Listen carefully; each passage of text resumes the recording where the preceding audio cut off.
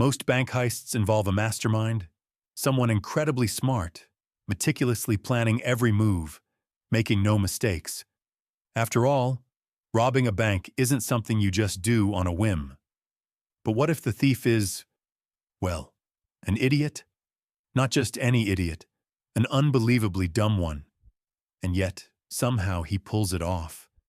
You might call it luck, but the guy in today's story had more than just good luck.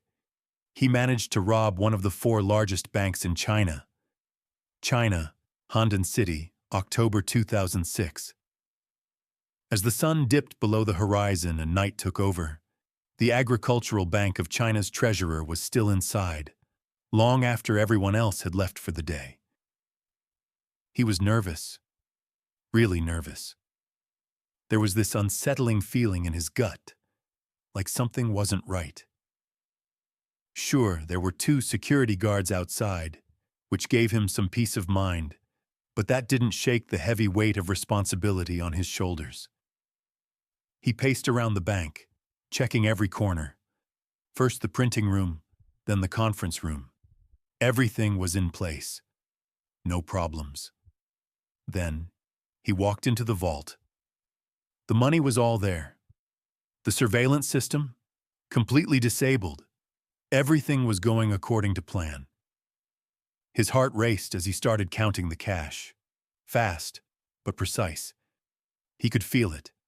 That rush, that thrill, knowing that by the time the night was over, he'd be rich. Once he was done, he stuffed the money into a bag and stepped out of the vault. His name? Ren Xiaofeng. His position? Treasurer of the bank. And that made things a whole lot easier. But even though it was easier for him to pull off the heist, he still had to be extra careful. This wasn't the kind of crime you could just walk away from if things went south. As he stepped out of the bank toward his car, suddenly, bright lights flashed in his face. The security guards saw him. They walked up to him. One of them asked, "You got the money?" Ren took a deep breath and replied, "Yeah. But here's the crazy twist. They were in on it." Yep. He had brought them into the plan, making sure they were part of the job. That way, there was no risk of getting caught by his own security team. He casually tossed the bag into his car, then walked right back into the bank like nothing had happened. There was still an hour left on his shift, and he had to turn the surveillance system back on so that no one would suspect a thing. But this wasn't just a simple robbery and getaway. His plan? It was much, much crazier than that. The next day, at home, Ren sat back in his chair, feeling relaxed. The cash was with him. 200,000 yuan. That's about $26,000 at the time. But that wasn't enough for him. Not even close. Because Ren had a wild idea. He left his house and walked straight to a lottery ticket vendor. And then, he bought a ton of tickets. But he didn't stop there. He went around multiple lottery shops in Handan City, buying up as many tickets as he could. This was his real plan from the start. He wasn't stealing money to escape. He was stealing it to gamble.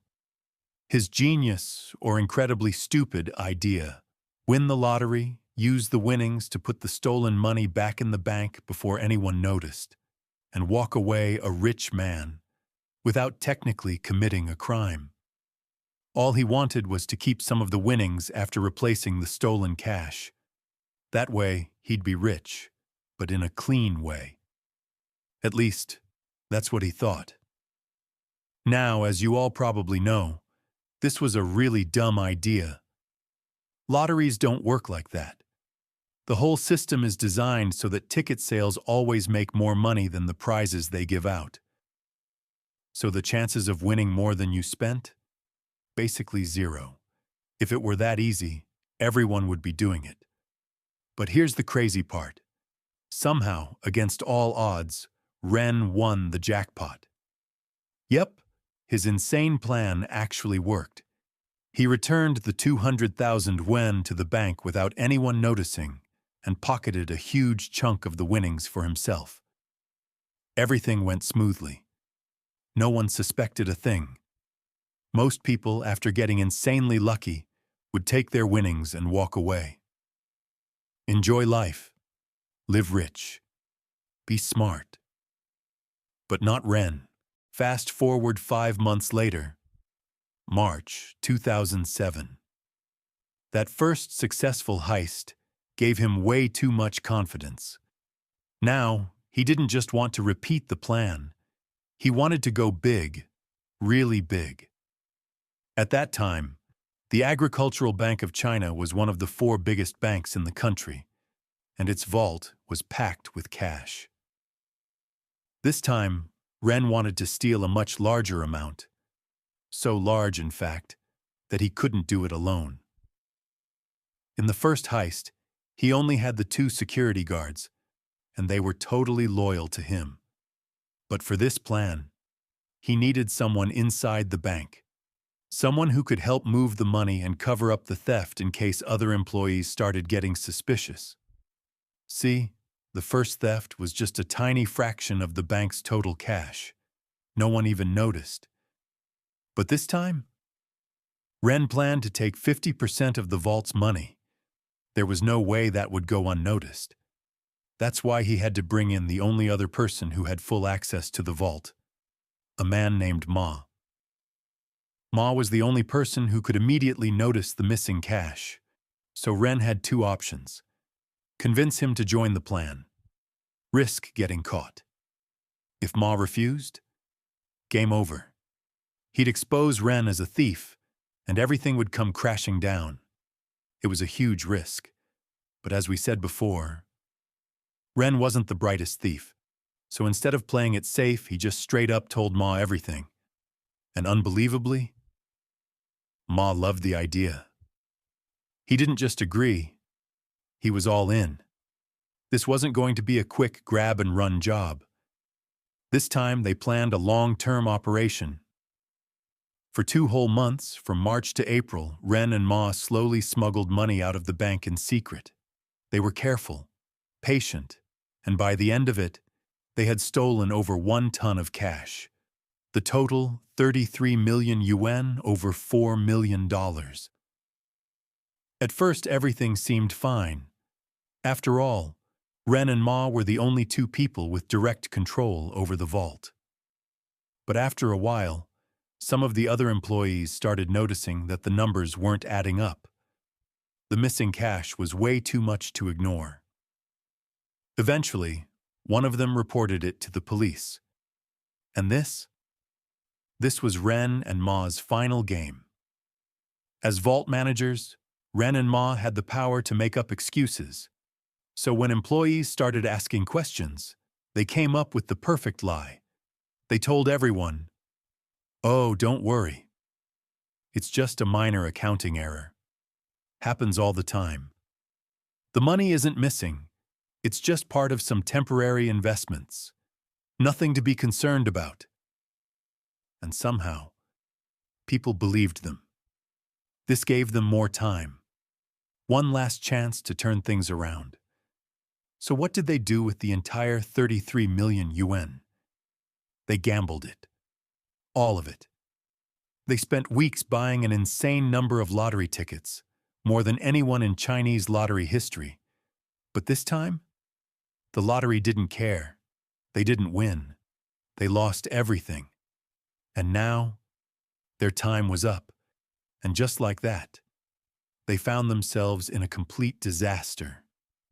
Suspicion at the bank kept growing, and the money, completely gone. Out of sheer desperation, they couldn't come up with any brilliant escape plan. So they decided to rob the bank for the 3rd time. This time, we're definitely gonna win. That's what they kept telling themselves, convinced that luck would be on their side again. For their 3rd heist, they stole 18 million yuan, roughly $2.3 million. And just like before, they dumped the entire amount into lottery tickets. But this time, there was a huge problem. They didn't have enough time. In the previous robberies, they had stolen the money gradually, buying tickets in small amounts to avoid suspicion. But now, they didn't have that luxury. They had to buy all the tickets in a single day. So they went all in, buying an insane amount of lottery tickets at once, scratching them like maniacs. They scratched for hours straight until their fingers were bleeding. Now you might be wondering, how the hell did they manage to buy such a massive number of tickets in just one day without raising suspicion? Simple. At that time, China was transitioning to digital payments, and cash was becoming rare. If you had a large amount of physical money, you had serious buying power. In other words, anyone carrying this much cash could buy whatever they wanted. No questions asked. Sellers preferred cash transactions to avoid taxes, so no one hesitated to sell thousands of lottery tickets to these idiots. It was a long, exhausting day. And now, the moment of truth. After blowing a total of 51 million yuan, about $6.7 million on lottery tickets, everyone was waiting to see if their insane bet had paid off. But this time, luck was not on their side. The amount they won from all those tickets? Just 98,000 yuan, around $13,000. At that moment, they realized they were absolutely screwed. They had lost almost everything. There was no way out now. And the funniest part? The city of Handan set a new record for lottery ticket sales, and people thought the marketing campaigns were genius.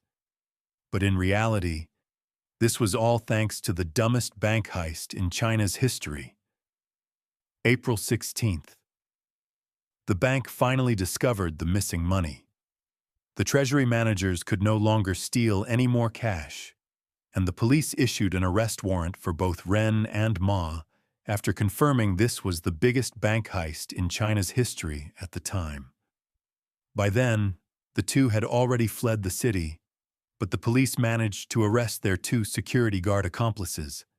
As for Ren, he never told them that the plan had completely fallen apart. All he cared about was saving himself. He bought fake IDs and disappeared without a trace. And just like that, the hunt for him turned into a nationwide manhunt. Their faces were plastered all over the most wanted list, and the government put out a reward for anyone who could help track them down. His partner headed north, towards Beijing, the most crowded city in the world. But luck was not on his side. He got caught just 2 days later. And Ren, the so-called mastermind? He went south, towards Guangdong province, but his escape plan was ridiculously dumb. He was one of the most wanted men in China, yet for some reason, he decided to travel 650 kilometers in a taxi. And of course, he quickly realized that wasn't a smart move. So at the first chance he got, he bought a Honda from an illegal dealer. Then, he rented a luxury apartment under his fake identity, hoping to lay low until things cooled down. But his peace didn't last long. Out of nowhere, the police stormed in. They knew exactly where he was. But how did they catch him so fast? The reason is hilarious. His scruffy look and shady behavior caught people's attention. He was spending money like crazy, and in a country where his face was all over the news, people started to notice him. It wasn't just one report that got him caught. 3 different people turned him in. The car dealer who sold him the Honda, the landlord who rented him the apartment, a random neighbor who thought he was acting suspicious, and since the reward was 200,000 yuan, they split it evenly. And just like that, Ren's story ended with the same amount he started his first robbery with. The chase was over, and the trial began. The security guards who helped them weren't charged with theft. but instead they were convicted of neglecting their duty to protect public funds and sentenced to 5 years in prison. As for Ren and his partner, they were charged with embezzlement, and the prosecutors demanded the maximum sentence. In a desperate attempt to save himself, Ren begged the judges, "I'm willing to help improve bank security systems, so this never happens again." But the judge coldly replied, "Thanks, but we don't need your help." And just 1 year later, the death sentence was carried out. As for the bank, they faced huge embarrassment in the media, and 5 employees were fired for negligence. But the most shocking revelation from the investigation? The bank hadn't done a cash inventory in years, and no one was even checking the security cameras. And that's how this idiotic thief met his disastrous end. A man who stole 51 million yuan right under everyone's noses. But instead of escaping with it, he spent it all on lottery tickets. Everything he did from the start was pure stupidity. But the worst part? His plan actually worked the first time, which gave him the confidence to keep going, until it all ended in disaster. That was today's story. I hope you guys enjoyed it. If you love these kinds of stories, don't miss our video on the thief who robbed McDonald's over 40 times, or the insane story of the stolen Chinese artifacts. You won't believe what happened. See you in the next video.